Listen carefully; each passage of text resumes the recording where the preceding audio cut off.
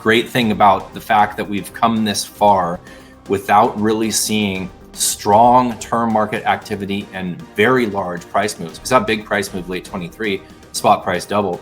We're going to see that again. When we do, there are a hell of a lot more eyeballs on this sector right now than there were 2 or 3 years ago. So this whole story has been de-risked. Everybody loves nuclear right now. It's kind of the darling of the Trump admin. The right and the left both like nuclear. When the price starts to go and the uranium miners can start to price in 80, 90, 100, $150 uranium, we're going to see all of the coverage by the analysts, pricing in much higher uranium prices, and the valuations of these companies are going to go way, way higher.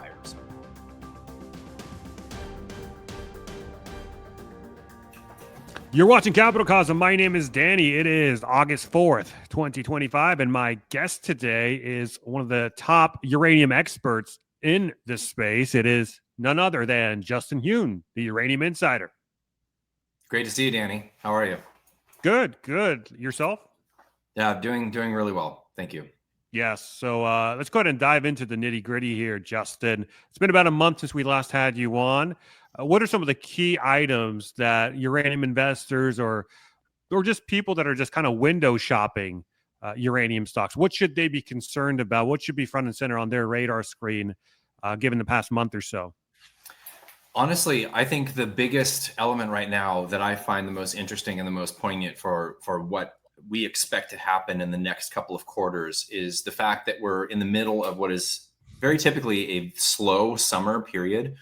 There's a pretty strong seasonality element to the uranium universe, and naturally as well for the equities. So if we look at, you can go back and look at seasonality charts of Cameco, of URA, of any of the primary uranium equities.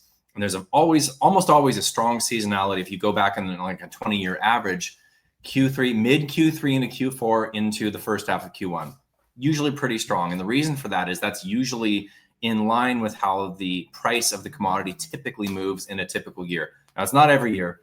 Last year and the year before were actually somewhat anomalies, but especially last year, we had a relatively slow year for the price of uranium coming down off the highs of the early part of last year. But we did have some market moving news with the big tech companies, the 3 Mile Island restart, and that moved the equities decently in Q3 of last year. But usually what happens is the nuclear utilities, they're on vacation, June, July, August, especially July and August. And there's not a lot of term market activity, spot market activity until they come back from vacation. The WNA conference is the first week of September every year, which we will be in attendance, of course. And following this conference, this is kind of the conference of all conferences for the industry. So everybody's there. There's almost 1,000 people that attend. And the utilities speak with the producers. They speak with the developers. They speak with each other. The fuel buyers are there. The miners are there. The finance guys are there. So everybody's there.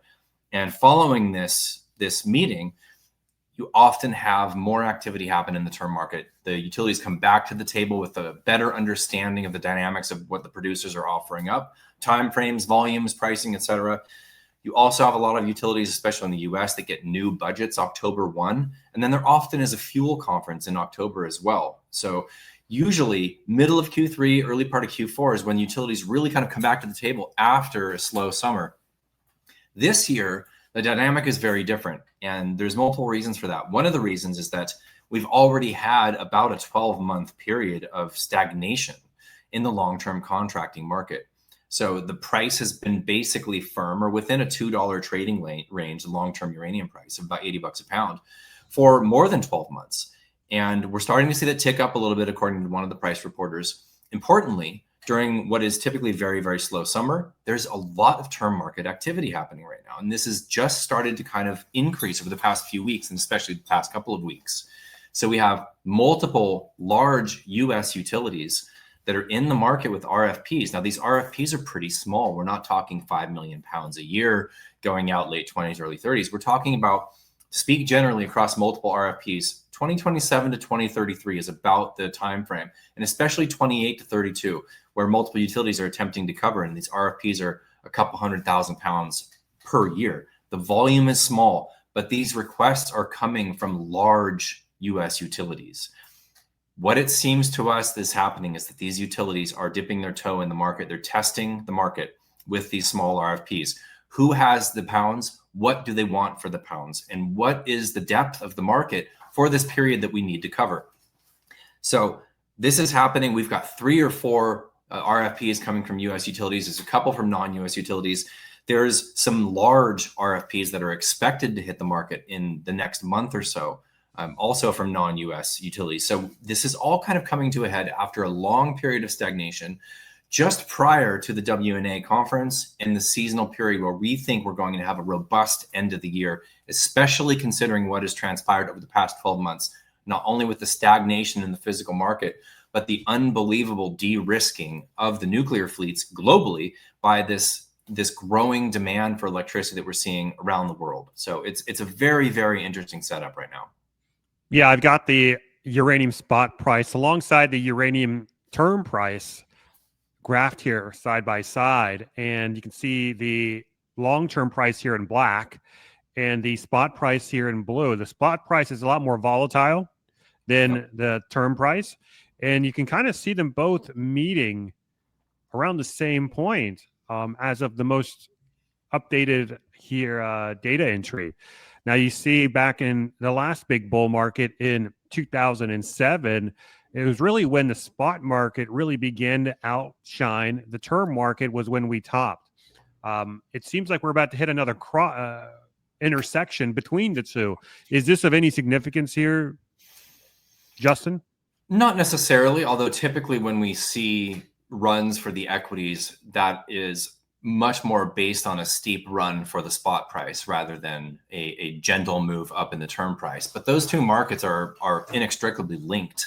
You have traders that will, as Grant Isaac from Cameco puts it, are the connective tissue between the markets. So to give you an example, right now we've got a midterm price, that is to say, let's say a 3-year forward of kind of in the mid 80s.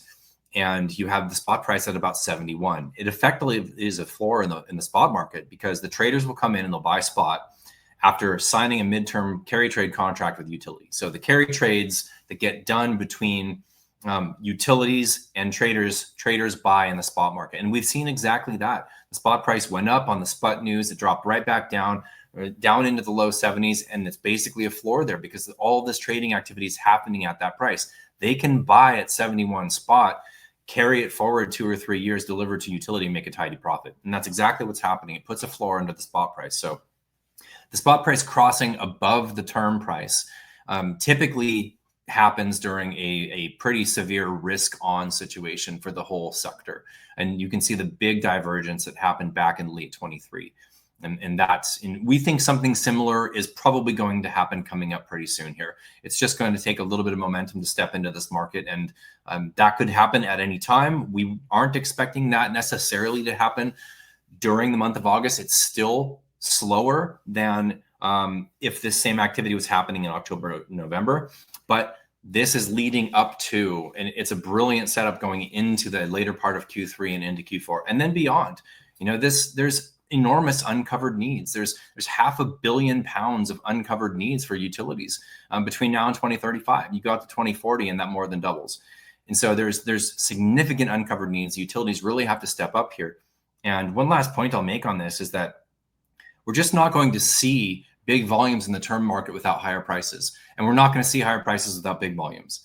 So we have kind of this chicken and the egg situation, because if you want to buy at $80 space escalated, who's going to sell that to you? There are very, very, very few players that have anything available for the next 3-4 years at that price.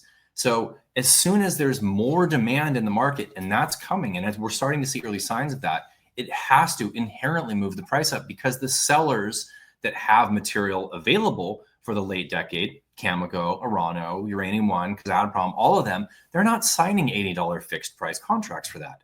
They're signing largely, if not entirely, market reference contracts with floors around 80 and ceilings 120, 130.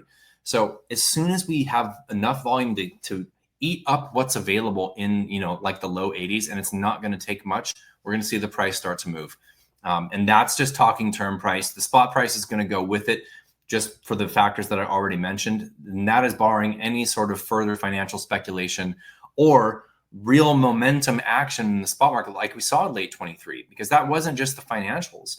You had the actual producers in there buying uranium, because Atomprom was buying uranium. Orano's trader was buying uranium. We had the miners buying uranium. So you had all sorts of players, utilities, traders, financials, miners. They're all in there procuring uranium, and the sellers stepped back because the momentum was to the upside. And I think we're on the cusp of another move like that. Very fascinating. Let's go ahead and dive into the mining stocks here. This is URNM, one of the more preeminent ETFs. Unlike URA, this is 100% uranium mining stocks. And as we can see here, this is on the daily candlesticks. We have just bounced back from, 1, 2, 3, 4, 5 consecutive days last week of a sell-off in the uranium mining stock space. And you can kind of, from a technical analyst standpoint, we do have a pretty big wick here, which is very bullish. It means the buyers overtook the sellers here, and now we're moving on up. But it does seem like the trend is slowing down here a bit. I mean, what do you make of this move in the mining stocks here so far, Justin? Did we move up too fast between, I don't know what it is, April of this year until we peaked at around late July? That was an 84% move in the mining stocks. And since that peak, we've seen a retracement down from the very top to the very low. We've seen a 15.5% haircut. Now we're only down 9.48%. What do you make of the current price action in the mining stocks? Is it telling us bullish signals for the uranium sector as a whole, or no? Looking to invest in silver or create something unique? Go to firstmint.com and use the promo code CAPC. First Mint offers premium 0.999 plus silver bars and coins, perfect for stacking or gifting. Plus, they specialize in custom minting for businesses and events. Great for celebrating milestones or promoting your brand. For quality silver and trusted service, visit firstmint.com and use promo code CAPC and make your mark today. Once again, that's firstmint.com, promo code CAPC. And while you're there, check out this great deal ongoing now. That's a good question. I think that if I could try to describe my interpretation of the market action to speak generally for this year and right now, I would say that early April was severely oversold relative to the price of uranium. The price of uranium hasn't really moved that much. In fact, spot price of uranium is down year to date, and most of the equities are in the green year to date, with a handful of exceptions. So we've outperformed the spot price year to date already. With all of that said, I would argue for the past 2 months, absolutely everybody was expecting a big gut-wrenching pullback, because that's what they experienced the previous 4 or 5, 6 rallies, was a big rug pull. Like, okay, it's finally time. No, just kidding. So these are incredibly tradable rallies, right? But this rally obviously was extremely robust. If you chart URA, it was a historic move for URA. URA was up, I think, 11 or 12 weeks in straight.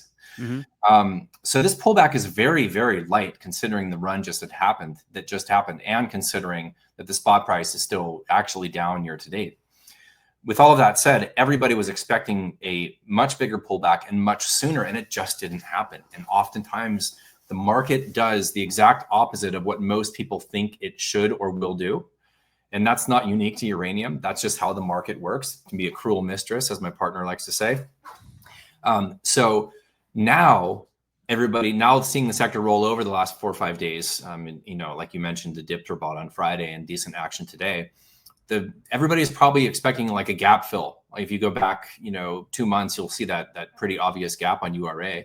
A gap fill at 28 to 50 or whatever it is, or a much bigger pullback. And it might be that the market just doesn't give us that. So now that the pullback has happened, when it pulled in the last of the doubters that were like, okay, finally, I guess I'm in this, after it washed me out in March, I'll get back in. And now it's correcting a little bit. It's high. I don't have a crystal ball, Danny.